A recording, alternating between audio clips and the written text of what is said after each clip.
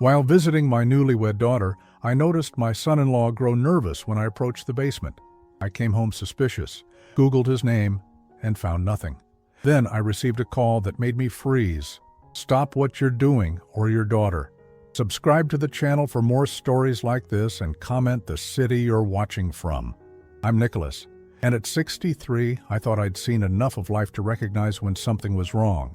But nothing could have prepared me for what I discovered that October afternoon at my daughter's new home. The drive to Natalie's house should have been filled with joy. My only child had just married Joseph 3 months ago, and this was my first real visit to their new place together.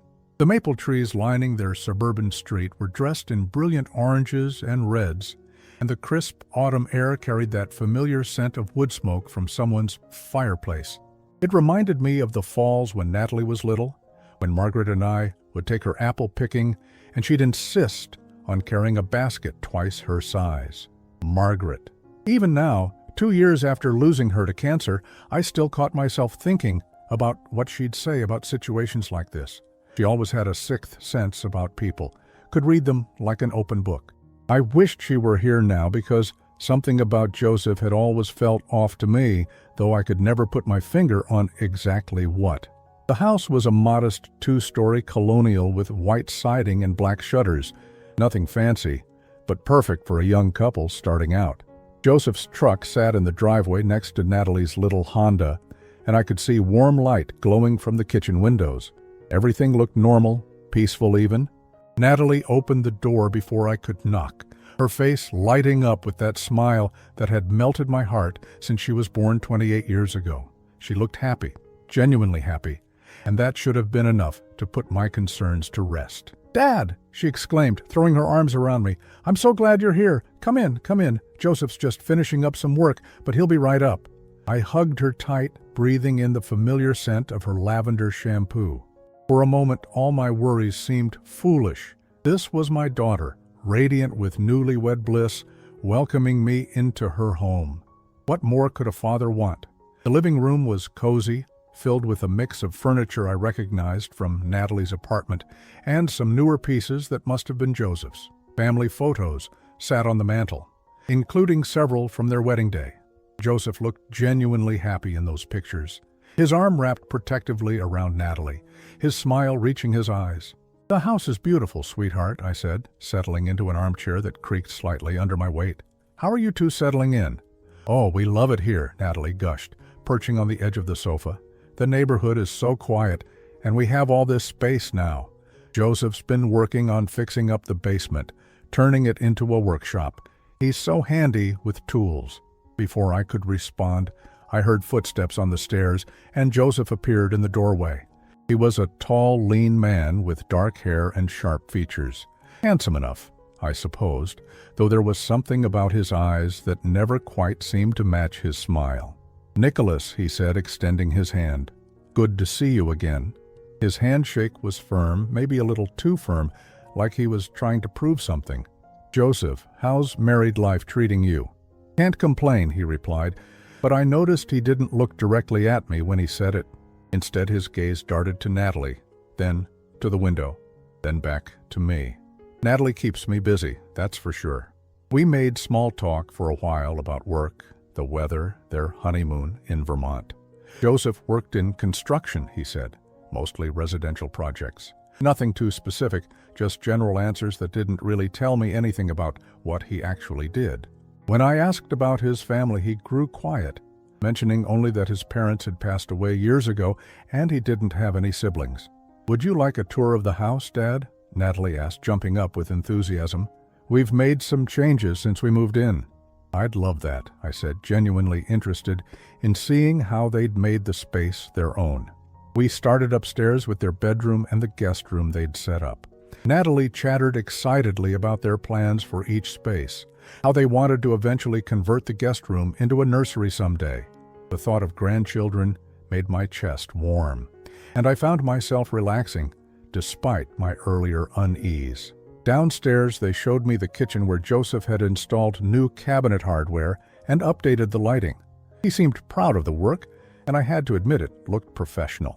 Maybe I'd been too quick to judge him.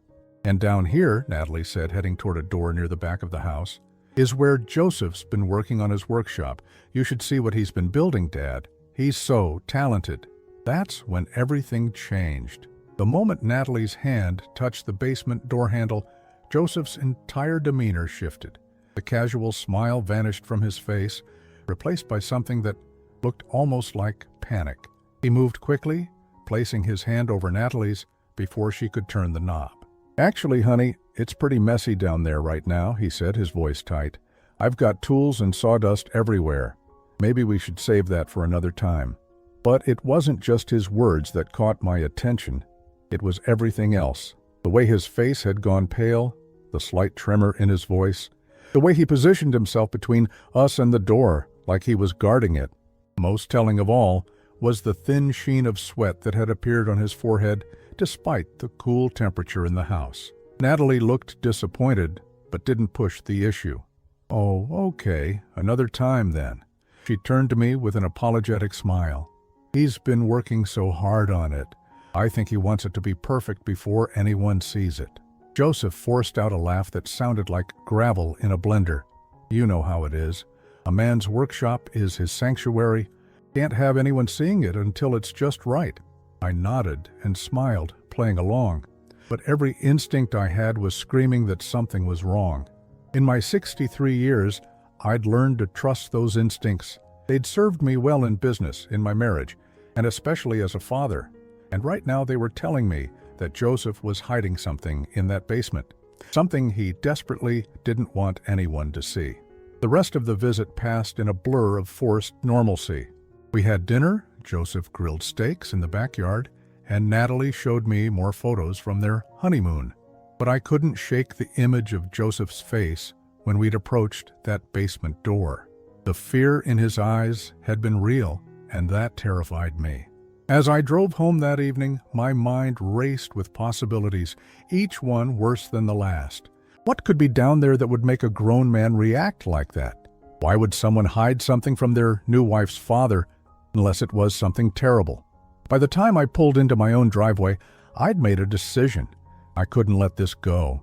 Natalie was all I had left in this world, and if there was even a chance she was in danger, I had to find out what Joseph was hiding, whatever the cost. Sleep didn't come that night.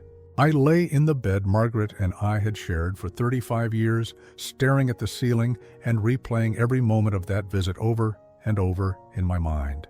The way Joseph's hands had shaken when he blocked us from the basement, the panic in his eyes, the forced casualness of his voice when he made excuses.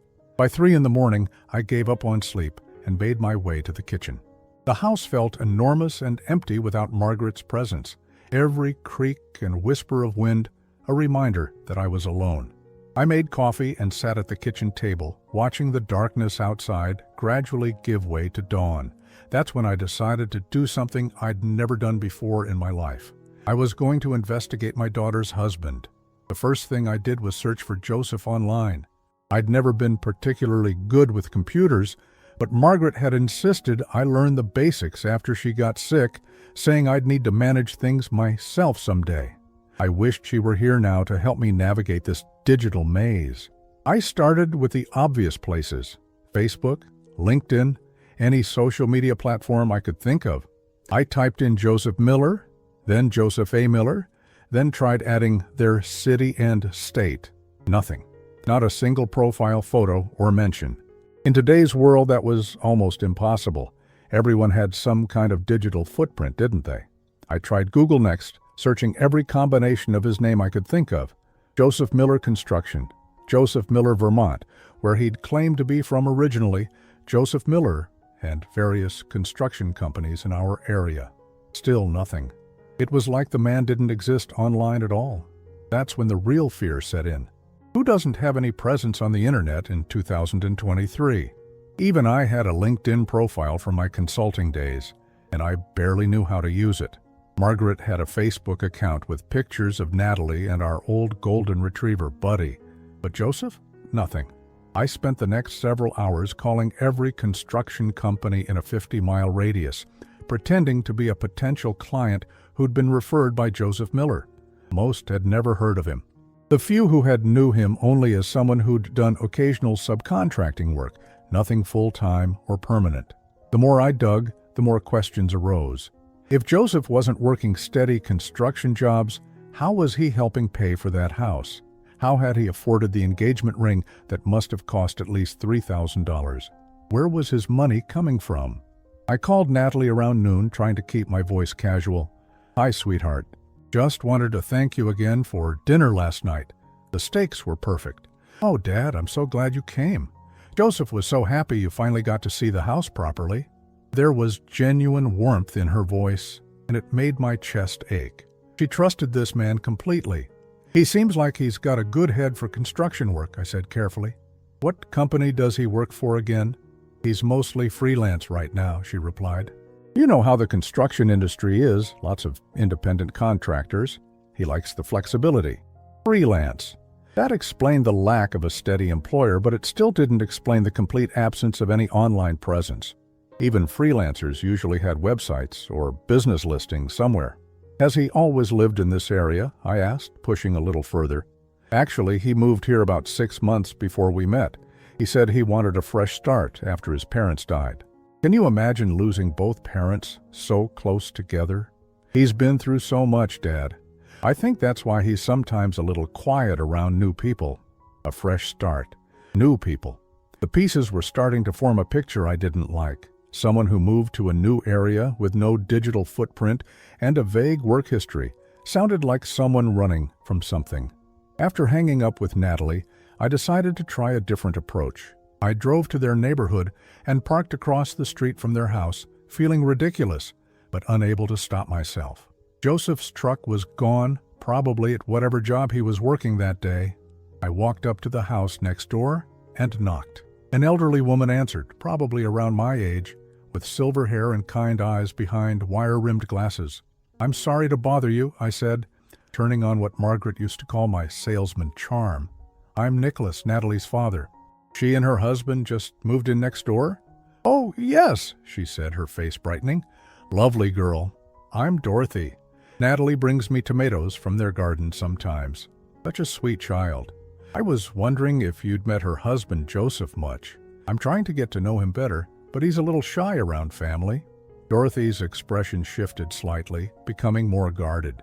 "I've seen him around, of course. He keeps to himself mostly. Works odd hours sometimes." "Oh, odd hours?" "Well, I'm up early for my medications, and I've seen him loading things into his truck before dawn a few times. And sometimes there are sounds from their basement late at night. Hammering and such. I suppose he's working on projects down there. Before dawn. Late-night sounds from the basement." My unease deepened. "What kind of things does he load into his truck?" I asked, trying to keep my tone conversational. Dorothy hesitated, glancing toward their house. "I don't like to gossip about neighbors, but it seemed like boxes mostly. Heavy ones from the way he handled them. I just assumed it was work materials." I thanked Dorothy and walked back to my car, my mind racing. Heavy boxes loaded before dawn. Late-night activity in the basement. A man with no digital footprint who'd moved here for a fresh start. None of this painted the picture of a normal newlywed settling into married life. That evening, I sat in my study surrounded by notes I'd made throughout the day. Names of construction companies, times and dates Dorothy had mentioned, search terms I'd tried online. It looked like the desk of someone obsessed, and maybe I was becoming obsessed.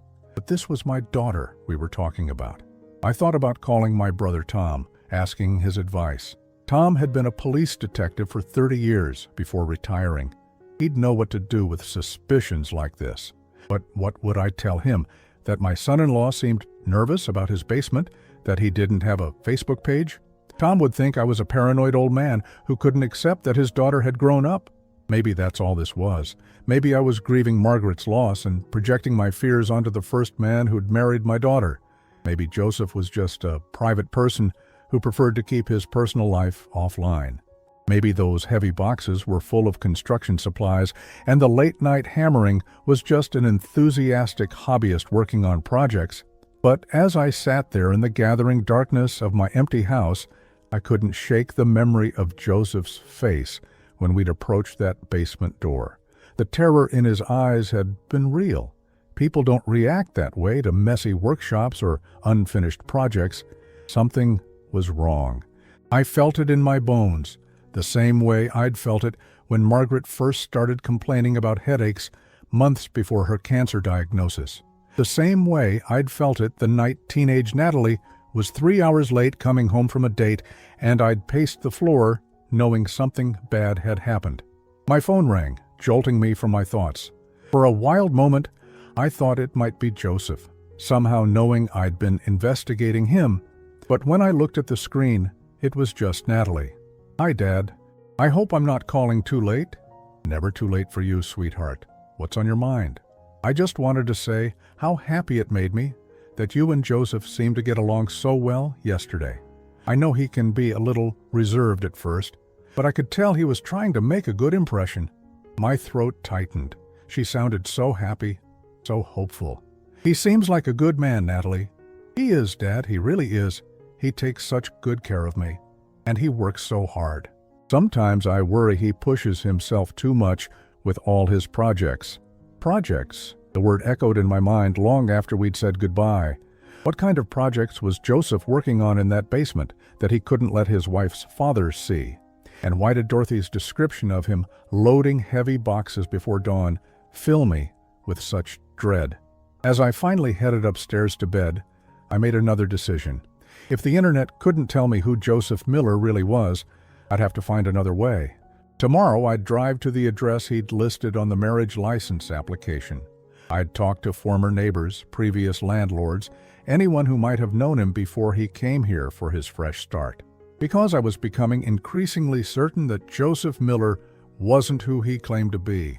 And if I was right, my daughter was living with a stranger who had secrets dark enough to make him sweat with terror at the thought of anyone discovering them. The address on Joseph's marriage license led me to a rundown apartment complex 40 miles away, in a part of town I'd never had reason to visit. The building looked like it had seen better days decades ago, with peeling paint and broken windows hastily covered with plywood. This was supposedly where Joseph had lived before meeting Natalie, but something about it felt wrong from the moment I pulled into the cracked parking lot. I climbed the narrow stairs to apartment 212, my knees protesting with each step. The hallway smelled of stale cigarettes and something else I couldn't identify. When I knocked on the door, a woman in her 40s answered, looking at me suspiciously through the security chain. "I'm looking for information about someone who used to live here," I said, showing her my driver's license. "Joseph Miller. He would have moved out about 8 months ago." She shook her head immediately. "Nobody by that name ever lived here. I've been in this apartment for 3 years, and before me it was Mrs. Chen for like 15 years until she died." My stomach dropped. "Are you sure? Joseph Miller, tall guy, dark hair, works construction." "Mister, I'm telling you, no Joseph Miller ever lived in this building. You might want to check your information." I tried the apartment manager's office next, but got the same answer. No Joseph Miller had ever been a tenant there. The address on his marriage license was completely fake. Driving home, my hand shook on the steering wheel. Who was this man my daughter had married? What kind of person uses a false address on legal documents?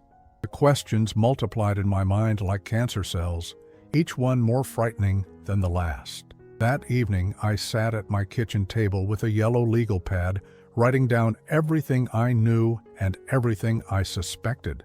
The list of facts was disturbingly short. The list of concerns was growing longer by the hour.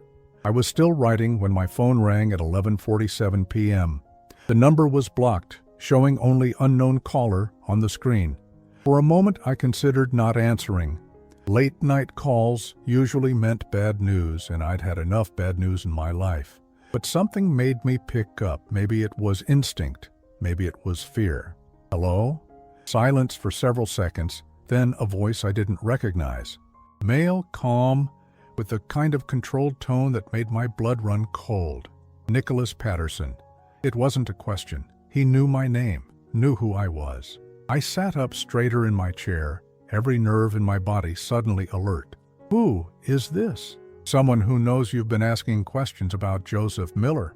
The voice was measured, careful, like someone reading from a script. "Someone who thinks you should stop." My mouth went dry. "I don't know what you're talking about."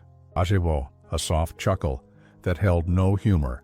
"You visited his old apartment complex today. You've been calling construction companies. You've been talking to neighbors. We know exactly what you're talking about." We, not I, but we. There were multiple people involved in whatever this was. My chest tightened as I realized how far out of my depth I'd gotten. "I'm just a concerned father trying to get to know my son-in-law," I said, fighting to keep my voice steady. "No, Nicholas, you're a man who's about to make a very serious mistake. Here's what's going to happen. You're going to stop digging into Joseph's background. You're going to stop asking questions.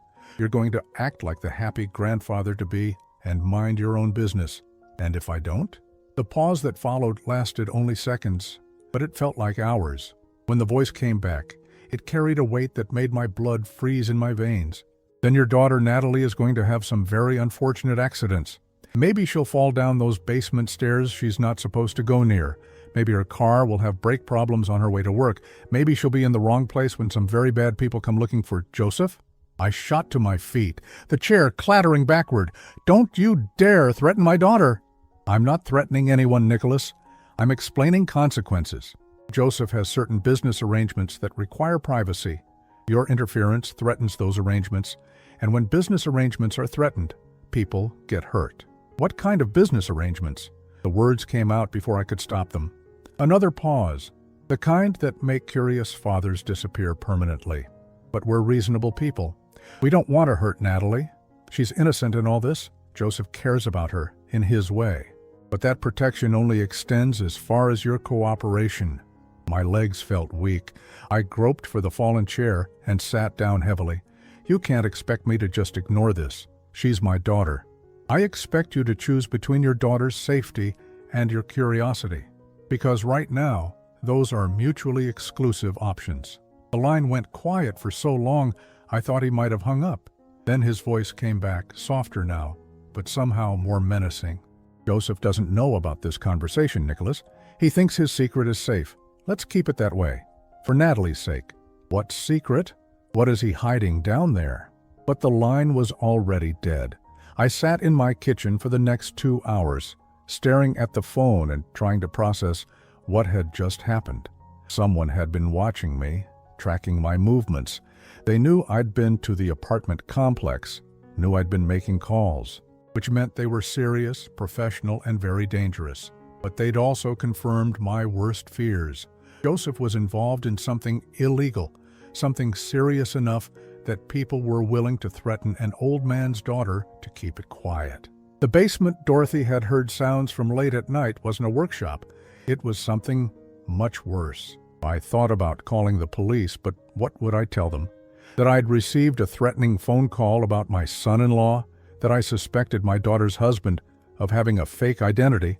They'd want evidence, and the only evidence I had was a gut feeling and a blocked phone number. More importantly, what if involving the police made things worse for Natalie? What if these people made good on their threats? The voice had been calm, professional. These weren't street thugs making empty threats. They sounded like people who had experience making problems disappear. I paced the house until dawn, moving from room to room like a caged animal. In Margaret's sewing room, I found myself staring at a photo of Natalie on her wedding day. She looked radiant, absolutely glowing with happiness. Joseph stood beside her in his rented tux, his arm around her waist, his smile looking genuine and warm. Had he married her as part of some elaborate cover? Was my daughter nothing more than a prop in whatever criminal enterprise he was running? Or did he actually care about her, as the voice on the phone had suggested? Either way, she was in danger, living with a man whose associates made midnight threats, sleeping in a house where strangers watched from the shadows, and the worst part was that she had no idea. She trusted Joseph completely, loved him with the pure faith of someone who'd never been truly betrayed. I couldn't tell her. Even if she believed me, which was unlikely, what would happen then? Would she confront Joseph? Would she try to leave him? And if she did, would these people consider that a breach of their requirement for privacy? The voice had been clear about one thing. Natalie was only safe as long as I stayed silent and stopped investigating. Any action that threatened to expose Joseph's secrets would put her in immediate danger. But how could I just pretend everything was normal? How could I sit at their dinner table and make small talk with a man whose basement held secrets dark enough to warrant death threats? How could I look at my daughter's trusting face and not warn her that she'd married a stranger? As morning light filtered through the kitchen windows, I made the hardest decision of my life. I would stop investigating Joseph's background. I would act like the happy father-in-law they wanted me to be. I would protect Natalie the only way I could by keeping the truth from her. But I wouldn't stop watching. I wouldn't stop worrying. And I wouldn't stop looking for a way to get my daughter safely away from whatever nightmare she'd unknowingly married into. Because one thing the voice on the phone had made clear was that Joseph's secrets weren't going to stay hidden forever. And when they finally came to light, I needed to be ready to protect the only family I had left in the world. 3 weeks passed in a kind of horrible limbo. I forced myself to maintain the facade of a normal father-in-law, calling Natalie regularly to check in, accepting dinner invitations, and pretending that everything was fine. But every conversation felt like walking through a minefield. Every smile I gave her felt like a betrayal. The worst part was watching her happiness. She'd always been an expressive child, wearing her emotions on her sleeve, and now she practically glowed with contentment. She talked about Joseph constantly, about his kindness, his thoughtfulness, the little ways he took care of her. She mentioned wanting to start a family soon, maybe within the next year. A grandchild. The thought should have filled me with joy, but now it only deepened my terror. A baby would tie Natalie to Joseph permanently, would give his associates another innocent life to threaten if I ever stepped out of line again.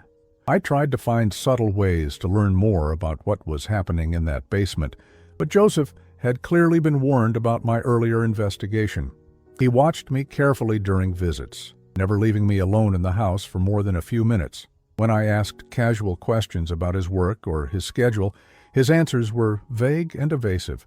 The strain was eating me alive. I'd lost 15 pounds and wasn't sleeping more than a few hours each night. My reflection in the bathroom mirror showed a man aging rapidly, gray stubble and hollow eyes that Margaret wouldn't have recognized. That's when I made my first mistake. I was having lunch with my brother Tom, trying to act normal while my world crumbled around me. Tom had been asking about Natalie and her new husband, and I found myself saying more than I should have. "I just get the feeling there's something off about him," I said, picking at my sandwich, "like he's hiding something important." Tom raised an eyebrow. He'd always been the more perceptive of us, even as kids. Off how? I should have backed down then, made some joke about being an overprotective father. Instead, the pressure of keeping everything inside for weeks finally cracked my resolve. He has no online presence at all, no social media, no business website, nothing. And when I tried to verify the address he listed on their marriage license, it turned out to be fake. Tom set down his coffee cup and leaned forward. "You investigated your son-in-law's background?" "I just wanted to make sure he was good enough for Natalie." "Nick, that's pretty invasive. How would you have felt if Margaret's father had done that to you?" Margaret's father didn't have to worry about his daughter marrying someone with a completely fabricated identity. The words hung between us, and I saw Tom's expression shift from mild concern to genuine alarm. As a retired detective, he understood the implications of what I was saying better than most people would. "What exactly did you find?" he asked quietly. I told him everything: the fake address, the absence of any digital footprint, the nervousness around the basement, even Dorothy's observations about the late-night activity and heavy boxes. The only thing I didn't mention was the threatening phone call. That secret felt too dangerous to share, even with Tom.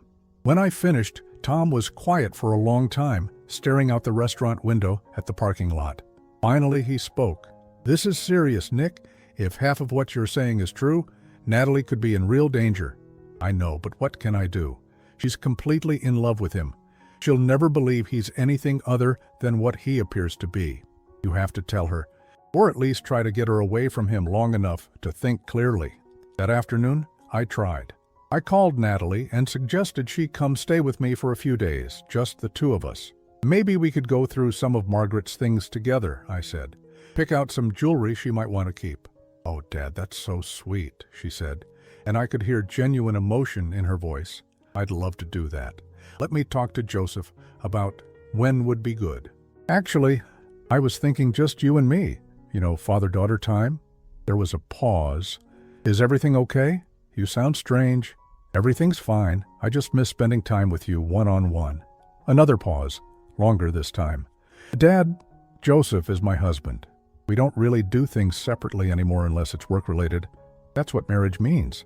I could have pushed harder, could have insisted or made up some emergency, but something in her tone warned me off. She was already suspicious of my motives, already questioning why I'd want to separate her from Joseph. That evening, she called me back. Joseph thinks maybe we should have dinner together this weekend, she said. He's concerned that you might be feeling left out since Mom died. He wants to make sure you know you're always welcome in our home. Joseph's concern, Joseph's invitation, Joseph making sure I knew my place in their life. The message was clear. He was watching me, evaluating my behavior, and finding it wanting. That's very thoughtful of him, I managed to say. He really is wonderful, Dad. I know you two got off to a slow start, but I think once you get to know him better, you'll see what I see. After hanging up, I sat in my study and realized how completely trapped I was. I couldn't tell Natalie the truth without potentially triggering the threats against her safety. I couldn't involve the police without evidence they'd take seriously. I couldn't even confide in my own brother without risking word getting back to the wrong people. But my conversation with Tom had apparently been overheard or reported, because 2 days later, I got another phone call. Same blocked number, same calm, professional voice. I thought we had an understanding, Nicholas. My blood turned to ice. I haven't done anything. You've been talking to your brother about Joseph, sharing your concerns with a retired police detective. That doesn't sound like minding your own business to me. They were watching me more closely than I'd realized, probably listening to my phone calls, maybe even following me. The scope of the surveillance was terrifying. I just needed someone to talk to. I didn't tell him anything important. You told him enough. And now Tom is asking questions too, making calls to his old contacts in the department. That's a problem. Oh God. Tom was investigating on his own, using his police connections to look into Joseph's background. My attempt to handle this quietly had made everything worse. I'll tell him to stop. I'll say it was all a misunderstanding. Too late for that. Tom Patterson is a stubborn man. He won't let this go now that his curiosity is aroused, which means we have a new problem to solve. The implication in those words made my stomach lurch. Don't you dare hurt my brother. That depends entirely on you, Nicholas. Here's what's going to happen. You're going to call Tom and tell him you made a mistake. Tell him Joseph is exactly who he appears to be, and you were just being a paranoid father. Convince him to drop his investigation. And if I can't, then both Natalie and Tom are going to have very bad weeks. Car accidents happen all the time. Gas leaks, random crimes. It would be such a tragedy if the Patterson family suffered multiple losses so close together. I gripped the phone so tightly I thought it might shatter. You're talking about murdering my family. I'm talking about protecting a business investment. Joseph has been very valuable to certain people. His marriage to your daughter provides excellent cover for his activities. But that cover only works if nosy relatives stop asking questions. What activities? What is he doing down there? Nothing you need to know about. The less you understand, the safer everyone stays. After the call ended, I immediately phoned Tom. He answered on the second ring, sounding distracted. Nick, I was just going to call you. I've been making some inquiries about your son-in-law, and you're right to be concerned. I found some interesting connections to... Stop, I interrupted. Just stop. I made a mistake. What do you mean? I was wrong about Joseph. I was being a paranoid old man who couldn't accept that his daughter had grown up. There's nothing suspicious about him. But the fake address, I misread the handwriting on the marriage license. I went to the wrong building. Joseph explained everything when I asked him about it directly. Tom was quiet for several seconds. Nick, you're lying to me. I can hear it in your voice. What's really going on? I closed my eyes, hating myself for what I was about to do. Nothing's going on, Tom. I appreciate your concern, but I need you to drop this investigation. Natalie is happy, Joseph is a good husband, and I was wrong to involve you. Nicholas, promise me you'll let this go, please. Another long pause. If that's what you want, it is. But I could tell from his tone that he didn't believe me. Tom had spent 30 years reading people, catching lies, following hunches that others dismissed. He knew something was wrong, even if he couldn't prove it yet, which meant the danger to my family had just doubled. Now I had to protect both Natalie and Tom from consequences of my failed investigation, and I had to do it while pretending that everything was perfectly normal, that I wasn't terrified every time the phone rang or someone knocked at my door. The isolation was complete now. I couldn't confide in anyone, couldn't ask for help, couldn't even properly warn the people I loved about the danger they were in. I was trapped in a nightmare of silence, watching helplessly as the people I cared about walked blindly through a minefield I couldn't tell them existed. And somewhere in that basement, Joseph continued his mysterious work while my daughter slept peacefully upstairs, trusting completely in the man whose secrets were dark enough to kill for. The truth came to me in the most unexpected way through a conversation I was never supposed to hear. It had been 6 weeks since the second threatening phone call, 6 weeks of living in constant fear while pretending everything was normal. I'd managed to convince Tom to back off his investigation, though I could tell he remained suspicious. Natalie continued to glow with marital happiness, completely oblivious to the dangers surrounding her. I was visiting their house on a Thursday evening in late November. The first snow of the season had started falling, creating a peaceful, almost magical atmosphere that felt like a cruel mockery of the tension eating me alive from the inside. Natalie was in the kitchen preparing dinner while Joseph worked on something in the garage. I offered to help with the cooking, grateful for any distraction from my racing thoughts. "Dad, could you grab the salt from the pantry?" she asked, stirring something on the stove. The pantry was a small room off the kitchen, and as I reached for the salt shaker on the top shelf, I heard Joseph's voice coming through the thin wall that separated the pantry from the basement stairs. He was talking to someone, his voice low, but carrying clearly through the old house's poor insulation. "The shipment comes in tomorrow night," he was saying. "Same schedule as always. Truck arrives at 2 a.m., we transfer everything to the basement, and it's gone by Friday morning." My hand froze on the salt shaker. Shipments, late-night transfers. This was what Dorothy had been seeing when she mentioned heavy boxes being loaded before dawn. Another voice responded, muffled but audible. "The heat's been too much lately. That old man poking around, asking questions. Maybe we should consider relocating the operation." "No," Joseph replied firmly. "This location is perfect. Quiet neighborhood, basement access, and the wife provides excellent cover. Nobody suspects a newlywed couple of running a distribution center." Distribution center. The words hit me like a physical blow. They were using Natalie's house as some kind of warehouse for illegal goods. My daughter wasn't just married to a criminal. She was unknowingly harboring whatever operation they were running. "What about the father-in-law?" the other voice asked. "Handled." He got the message loud and clear. As long as he stays quiet, nobody gets hurt. And he will stay quiet because he knows what happens to his precious daughter if he doesn't. I gripped the pantry shelf to keep from falling. They were talking about me, about the threats they'd made, but hearing it discussed so casually, like I was just another business problem they'd solved, made my blood boil with rage. "What if she finds out?" the voice continued. "The wife. She's bound to get curious eventually." Joseph laughed, and the sound chilled me to the bone. "Natalie, she's completely under control. Thinks I'm the perfect husband. As long as I keep playing the loving newlywed, she'll never suspect anything. Women like her see what they want to see." The casual cruelty in his voice was devastating. This wasn't just a criminal using my daughter for cover.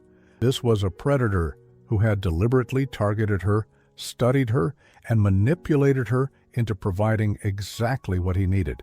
"Besides," Joseph continued, "even if she did find out, what's she going to do? Leave me? She's too invested now, too emotionally dependent.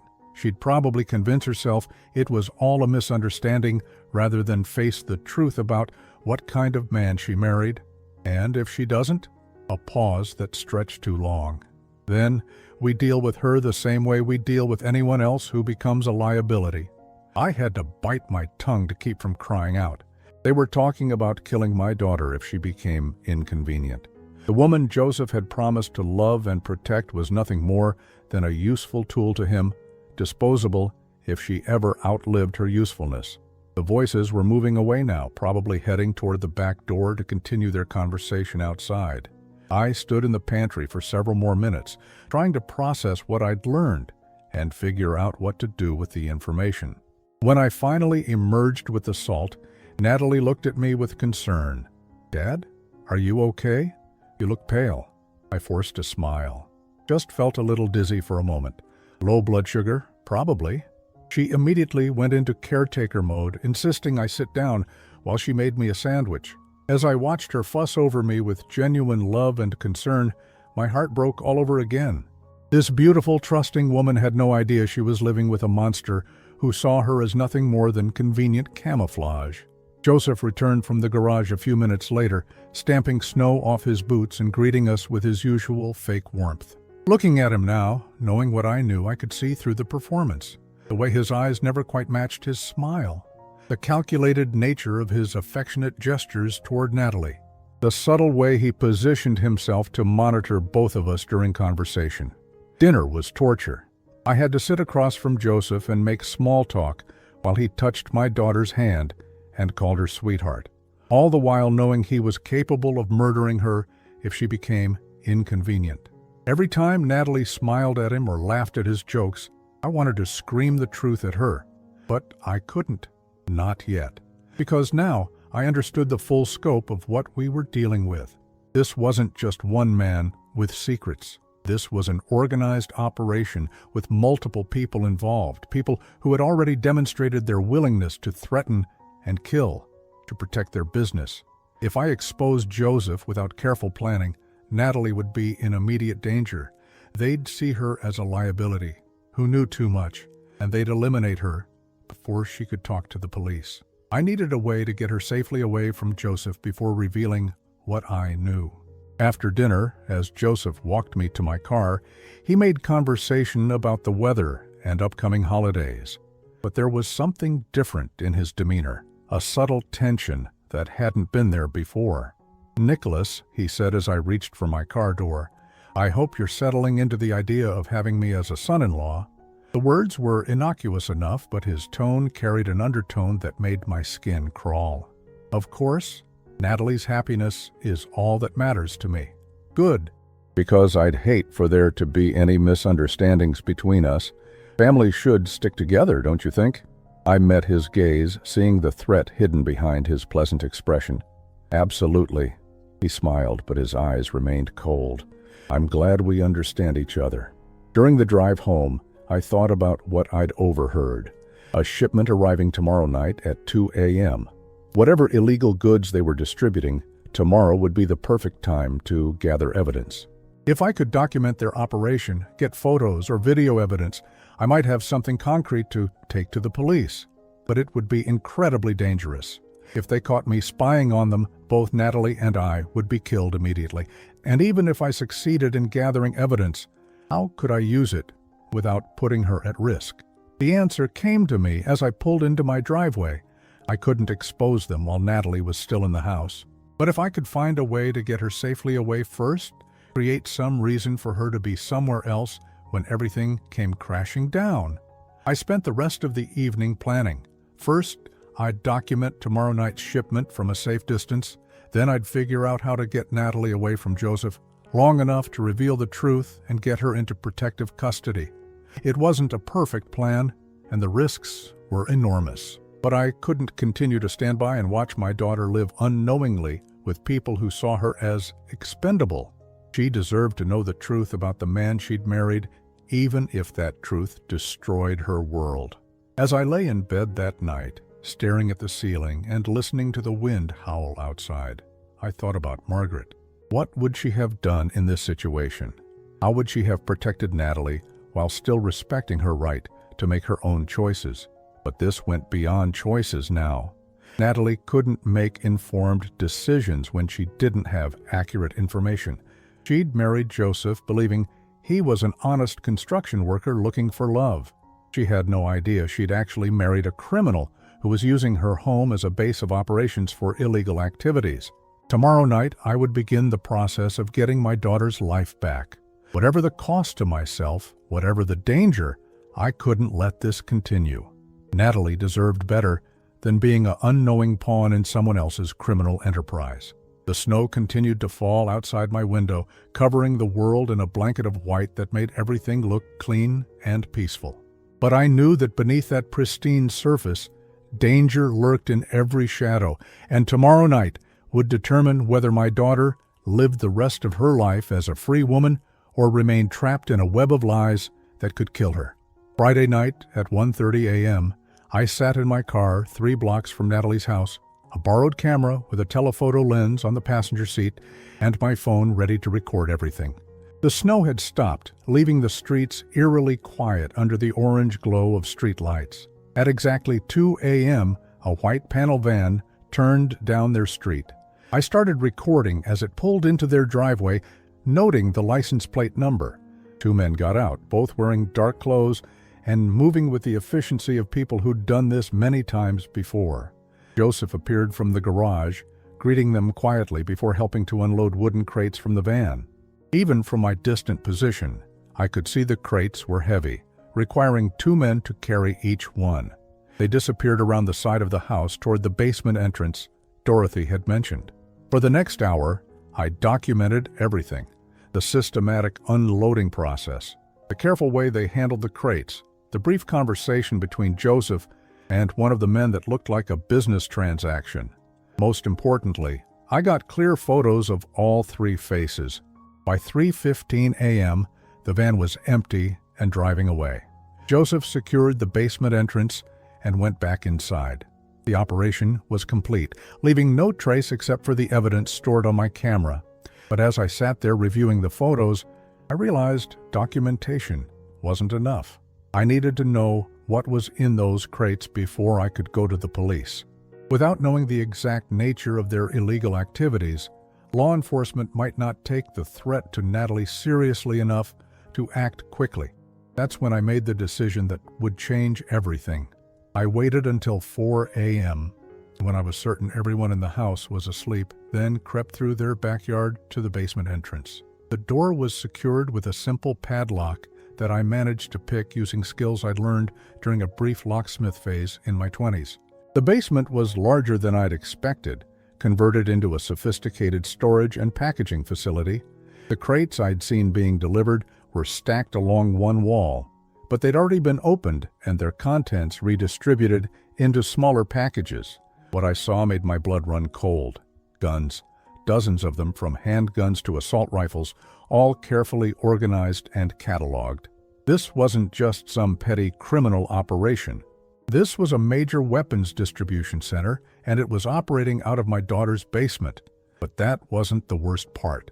On a desk in the corner, I found documentation that revealed the true scope of the operation: purchase orders, delivery schedules, and, most damning of all, a list of buyers that included known gang members and suspected terrorists. My daughter's house wasn't just being used to store illegal weapons. It was serving as a distribution hub for firearms that would likely be used to commit violent crimes. Every gun that passed through this basement could potentially kill innocent people. And Natalie's name was on the property deed, making her legally responsible for everything happening here. I photographed every document I could find, my hands shaking as I realized how completely Joseph had trapped my daughter.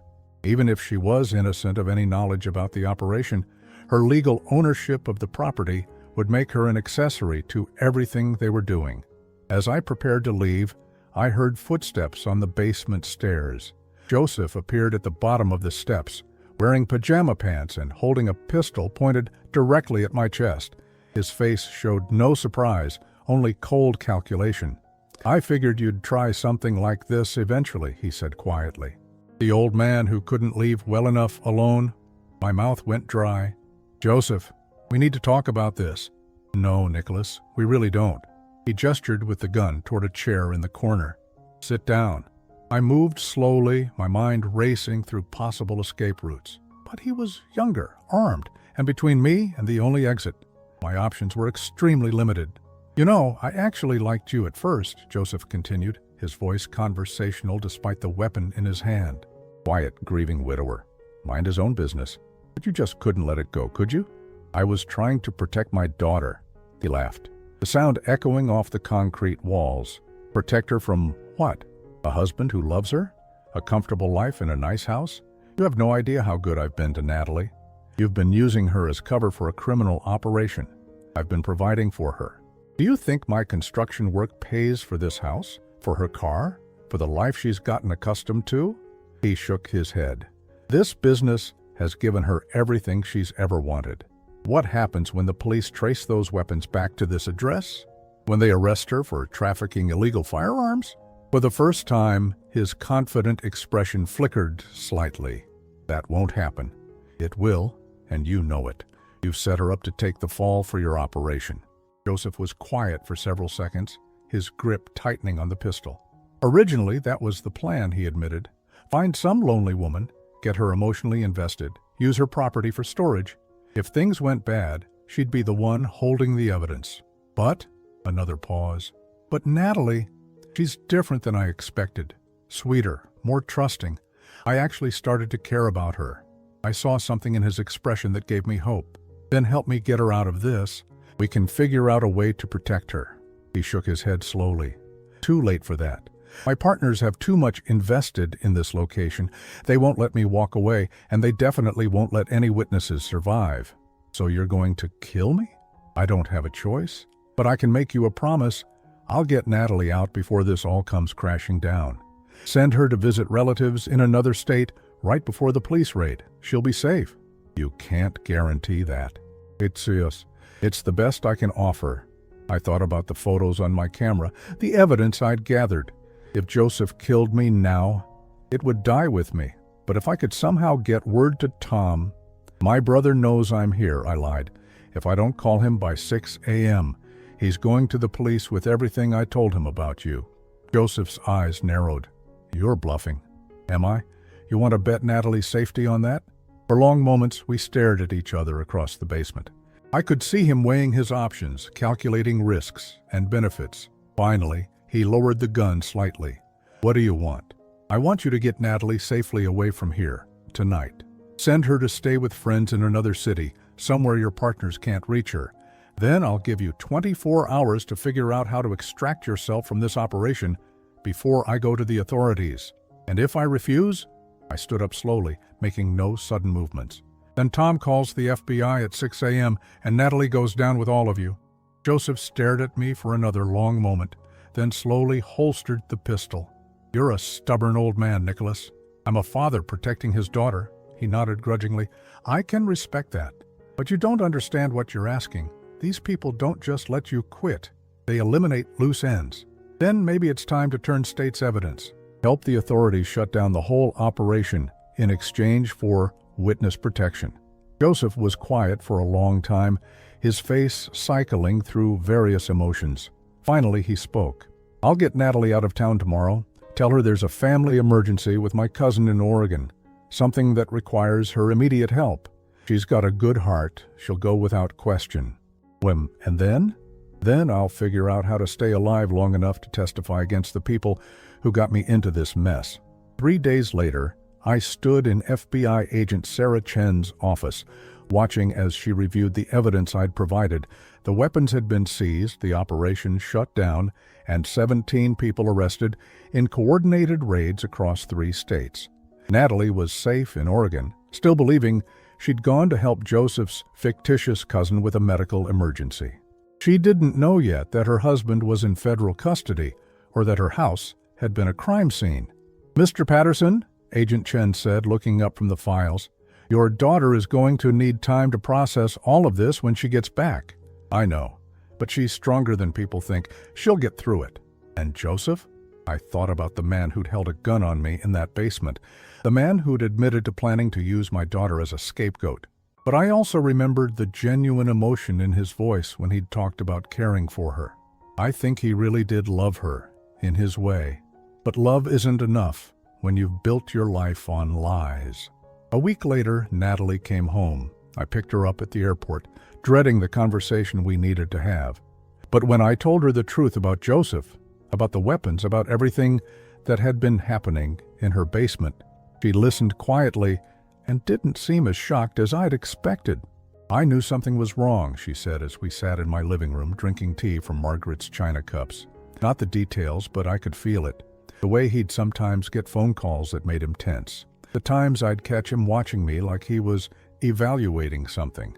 I told myself I was being paranoid. "You weren't paranoid.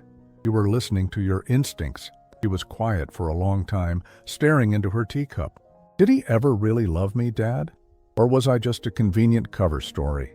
I thought about how to answer that, weighing honesty against kindness. "I think he loved you as much as someone like him is capable of loving anyone, but that doesn't excuse what he did." She nodded, tears finally starting to fall. "I feel so stupid, so naive." "You're not stupid, sweetheart. You're trusting. There's a difference." 6 months later, Joseph was sentenced to 15 years in federal prison as part of his plea agreement. The weapons trafficking ring was completely dismantled, and several planned attacks were prevented because of the intelligence he provided. Natalie sold the house and moved into a small apartment across town. She was seeing a therapist, rebuilding her life one day at a time. The divorce had been finalized quickly, with Joseph waiving all claims to property and assets. On a sunny afternoon in May, she came to visit me in the garden Margaret had loved so much. We worked together, planting vegetables and flowers, our hands dirty with soil, our conversation easy and natural for the first time in months. "Thank you, Dad," she said suddenly, not looking up from the tomato seedlings she was transplanting. "For what?" "For protecting me, even when I didn't know I needed protecting." I stopped weeding and looked at her, this strong, resilient woman who was my greatest achievement. "That's what fathers do, sweetheart. We protect the people we love, whatever the cost." She smiled, and for the first time since Joseph had entered our lives, it reached her eyes completely. My daughter was free, and she was going to be okay. That was all that mattered.